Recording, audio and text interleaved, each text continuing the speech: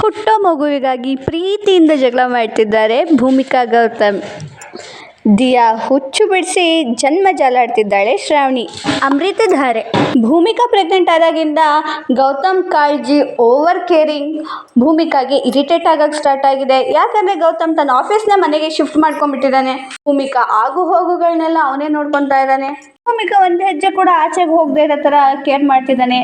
ಒಂಚೂರು ಎಡವಿದ್ರು ಕೂಡ ಗೌತಮ್ ಸಿಕ್ಕಾಬಟ್ಟೆ ಕ್ಲಾಸ್ ತಗೊತಿದ್ದಾನೆ.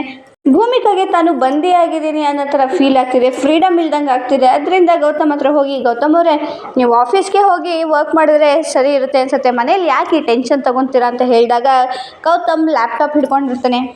ಭೂಮಿಕಾಗೆ ಡೌಟ್ ಬಂದು ಏನು ಮಾಡ್ತಿದ್ದೀರಾ ಗೌತಮ್ ಅವರೇ ಅಂತ ಕೇಳಿದಾಗ ನಾನು ಮೆಡಿಕಲ್ನಲ್ಲಿ ಓದ್ತಾ ಇದ್ದೀನಿ, ಪ್ರೆಗ್ನೆನ್ಸಿ ಕನ್ಫರ್ಮ್ ಆದಮೇಲೂ ವಾಮಿಟ್ ಆಗ್ತಾನೇ ಇರುತ್ತಂತೆ, ನಿಮಗೂ ಈಗ ವಾಮಿಟ್ ಆಗ್ತಾ ಇದೆಯಾ ಭೂಮಿಕಾ ಅವರೇ, ಹೇಗೆ ಇದೆ ಈಗ ಆರೋಗ್ಯ ಅಂತೆಲ್ಲ ಮತ್ತೆ ವಿಚಾರಿಸ್ತಾನೆ.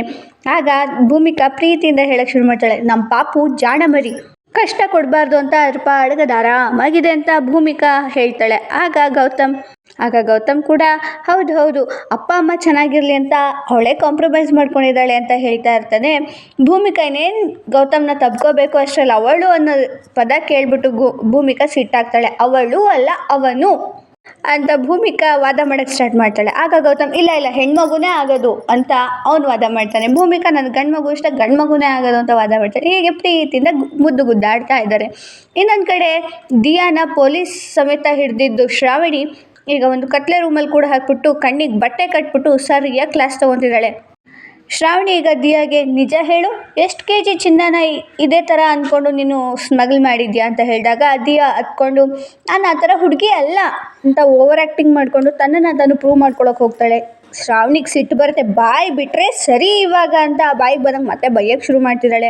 ದಿಯಾ ಹೆದ್ರಿ ಸಾಯ್ತಾ ಇದ್ದಾಳೆ. ಜಯದೇವ್ ಫುಲ್ಲು ಟೆನ್ಸ್ ಆಗಿದ್ದಾನೆ. ಇಂತೂ ಜಯದೇವ್ ದಿಯಾ ಮದುವೆ ಮುರಿದು ಬಿತ್ತು. ಈಗ ಮಲ್ಲಿಗೆ ಒಂದು ಸ್ವಲ್ಪ ನಿರಾಳ ಅನ್ನಿಸ್ತಾ ಇದೆ. ನೋಡೋಣ ಈ ಎಪಿಸೋಡ್ ಹೇಗೆ ಕುತೂಹಲದಿಂದ ಮುಂದುವರಿಯುತ್ತೆ ಅಂತ. ನೆಕ್ಸ್ಟ್ ಎಪಿಸೋಡ್ನಲ್ಲಿ ಮತ್ತೆ ಸಿಗೋಣ. ಅಲ್ಲಿವರೆಗೂ ಬಾಯ್.